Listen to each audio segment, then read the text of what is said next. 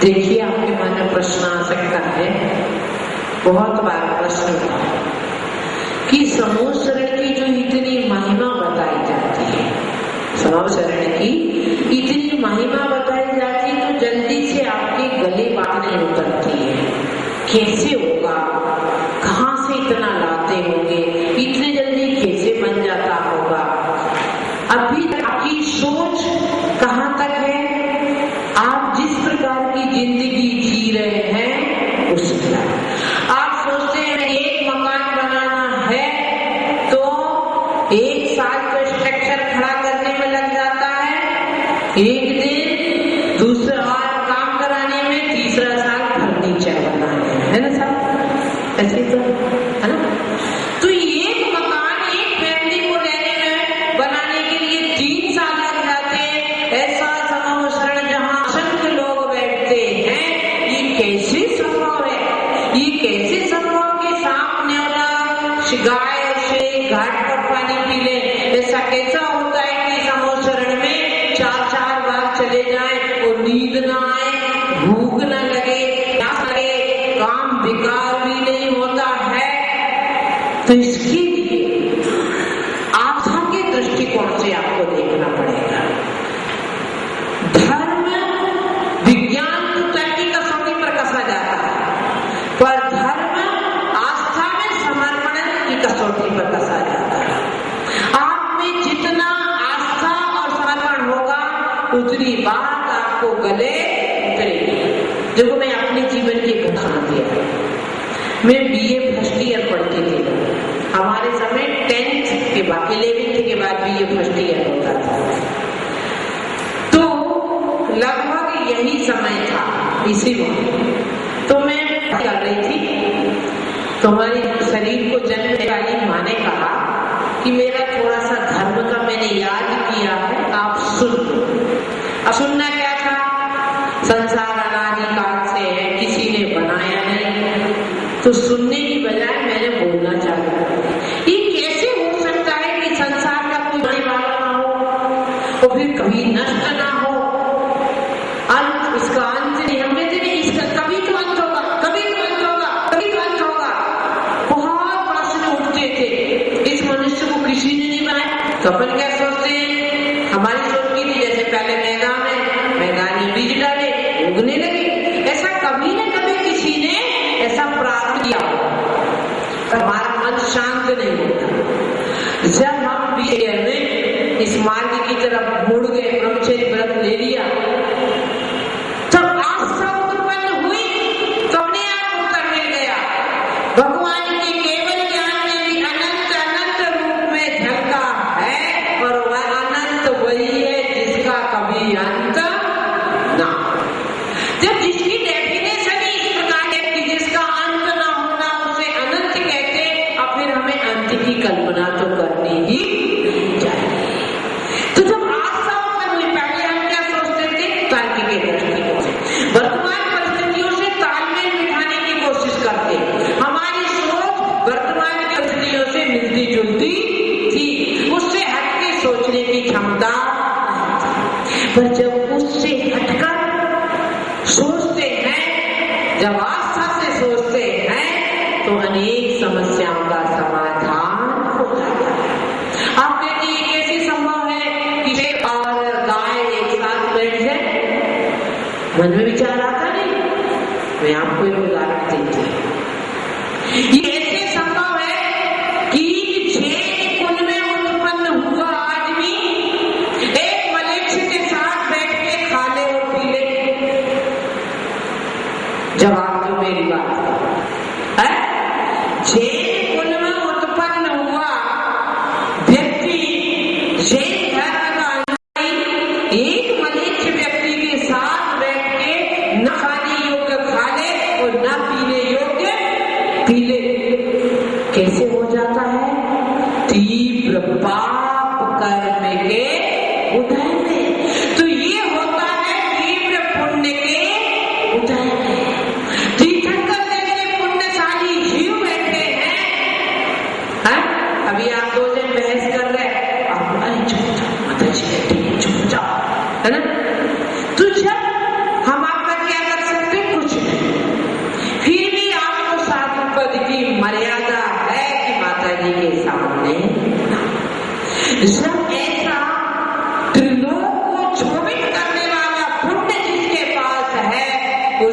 सामने यदि जन्मजात वैर भाव वाले शांत हो जाए तो कोई आश्चर्य की बात नहीं। आप सबको शरण मिल जाए, सबको स्थान मिल जाए, इसमें कोई आश्चर्य की बात नहीं है। आस्था की दृष्टि आस्था के नेत्रों से तो तुम्हें आज भी भगवान दिखेगा, और अनास्था के दृष्टिकोण से देखोगे, अनास्था की दृष्टि से देखोगे तो पाषाण भगवान से तो पाषाण नजर आएगा। क्या करनी है? दृष्टि बदलनी है। माँ और पत्नी है ना, दोनों की उम्र में ज्यादा अंतर नहीं होता है? 25 साल 20 साल में आपकी माँ की शादी हुई, आपका जन्म हुआ, आप 22 साल के, और जब आपकी शादी फिर 22 साल में हुई तो कितना अंतर हो गया? 22 से 25 साल। पर जब भी माँ को देखते हो तब क्या दृष्टिकोण होता है, और पत्नी को देखते हो तब क्या दृष्टिकोण होता है? बदली क्या है? निगाहें। बदला क्या है? दृष्टिकोण। बदले क्या है? अंदर के संबंध। ठीक इसी प्रकार जब हम आस्था की दृष्टि से देखते हैं तो हमें वही नजर आता है जो आचार्य ने कहा, और अनास्था के दृष्टिकोण से देखते हैं तो सब नेगेटिव नेगेटिव ही नजर आता है। तो इस प्रकार यह भक्ति उल्टी गिनती चालू हो गई मोटे से। आज कौन सा नंबर है? 38। कुल शेष है 10, यानी कि कितने हो चुके हैं? 38।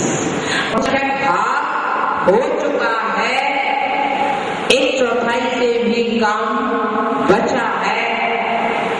शिविर में मात्र पढ़ना नहीं है, पढ़ने के लिए बहुत सी पुस्तकें हैं आपके पास, हमारे पास तो एक होगी, आपके पास तो अलग अलग राइटर की पुस्तक हो सकती है, परंतु मात्र भोजन मायना नहीं रखता है, भोजन का परोसना भी मायना रखता है। और भोजन का किस मन से खाया जा रहा है, बेमन से खाया जा रहा है या भोजन में आनंद नहीं, इस पर डिपेंड करता। तो ऐसा ही यह जो आप पढ़ रहे हैं वह यह भी देखें कि आप किस दृष्टिकोण से पढ़ रहे हैं। पढ़े इस दृष्टिकोण से कि मां तुंगाचार्य जैसी भक्ति हो, मां तुंगाचार्य जैसी भक्ति हो। तू काफी वैसी ना हो, परंतु क्वालिटी तो नहीं होना चाहिए। क्वांटिटी में डिफरेंस हो सकता है, उतनी ना हो कि ताले में बंद हो जाए और आप चुपचाप बैठे रहें, परंतु इतनी तो हो कि कम से कम ताला खुलने पर मंदिर जाने का भाव तो बढ़ जाए। आप अपने ताले ना खोल पाए पर खुले ताले के मंदिर में जरूर एक बार चले जाए। इस प्रकार की भक्ति आपके जीवन को उन्नति की ओर ले जाएगी और शांति का मार्ग प्रशस्त करेगी। शांति को आप प्राप्त होंगे, आपको बाधाओं को भगाना नहीं पड़ेगा, बाधाएं भागने लगेंगी, परंतु पुरुषार्थ करना पड़ेगा। आप क्या सोचते हैं? 9 बार नमोकार मंत्र ले जी की जैसा उल्टा सीधा शुद्ध अशुद्ध 9 बार में 18 बार यहाँ गर्दन झुकाते हुए मैंने नमोकार मंत्र पढ़ लिया, उससे मेरा बेड़ा पार हो जाना चाहिए। ये प्राथमिक दशा में तो ठीक है कि भाई आपको उच्चारण नहीं आ रहा है तो जैसा तैसा बोला जाए, पर जब संसार की हर बातें सीखी हैं तो धर्म का मार्ग भी सीखना चाहिए। यहाँ आड़म ताड़म वाली बात नहीं लागू होगी। आड़म ताड़म वाली बात तो बूढ़ी माँ जी को हो जाएगी कि बेचारे अब क्या करें, उम्र हो गई, बैठा नहीं जाता, स्मरण नहीं रहता, शुद्ध उच्चारण नहीं होता, आंखों से दिखता नहीं है, तब उन्हें श्रद्धा मुक्ता हो गई। परंतु जब आप बुद्धिशाली हैं, सोचे समझे धर्म के स्वरूप को जितना स्वीकार किया जाएगा, निश्चित एक दिन निज स्वरूप की प्राप्ति होगी। चलिए, कुछ आपको पूछना क्या? नहीं? तो इस बात का द्योतक है कि आप घर जाकर पढ़ते नहीं हैं, क्योंकि पढ़ने वाले को जरूर कुछ न कुछ जिज्ञासा उत्पन्न होती है। हो गया? हाँ, बोलिए। क्या?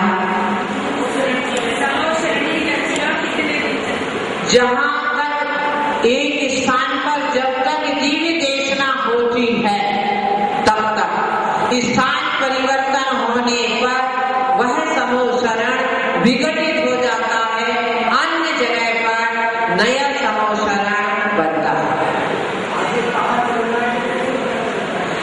भविभावन बस जोगे बसा, जहाँ पुण्य आपने कागज यहाँ डाला, उड़ के कहाँ जाएगा? जहाँ की हवा है। जहाँ का तीव्र पुण्य है, वहाँ भगवान स्वयं विहार कर जाते हैं। तीव्र पुण्यशाली जीव आकर्षित करते हैं।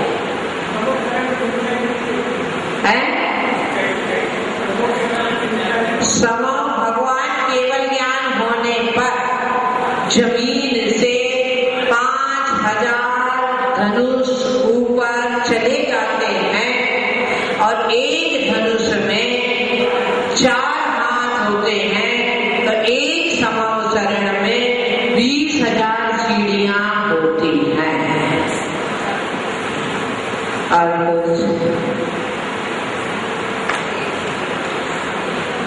देखो, जिज्ञासा होनी चाहिए इसी मन में, है?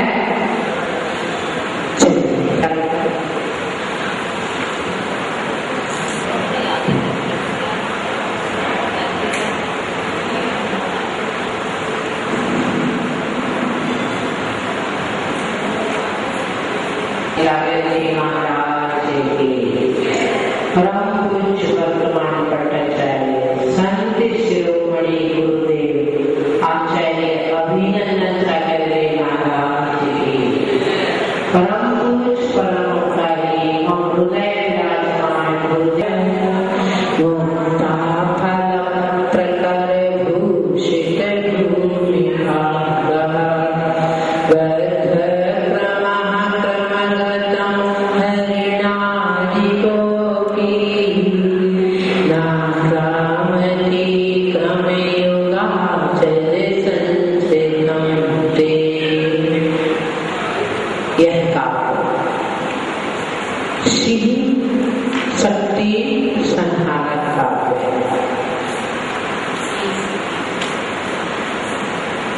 भगवान आचार्य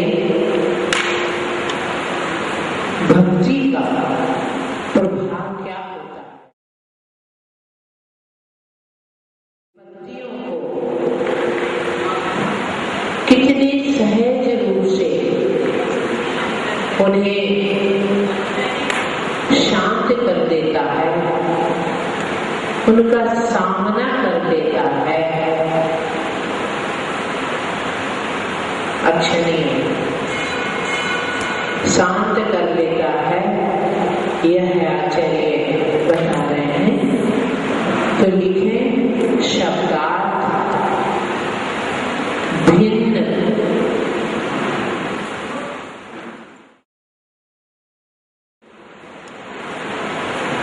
यानी कि छिन्न भिन्न।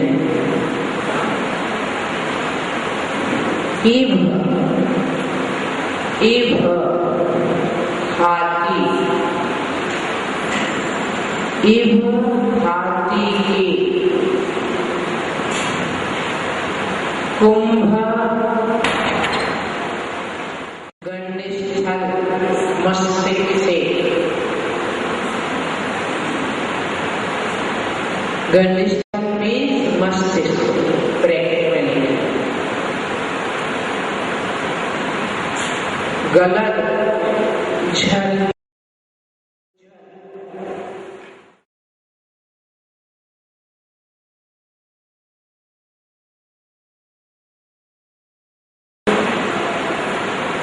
समूह से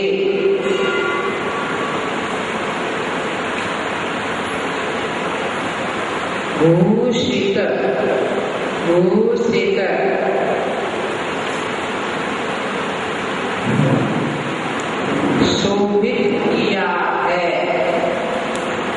शोभित किया है भूमि भाग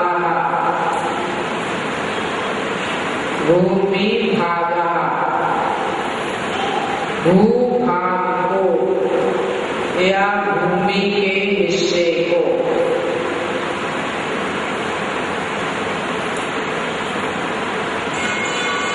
ऐसा हरिणाधिपा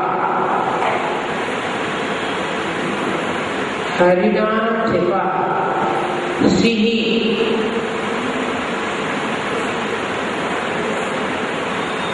अपी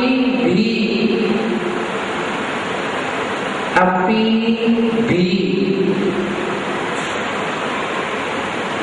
क्रमगतम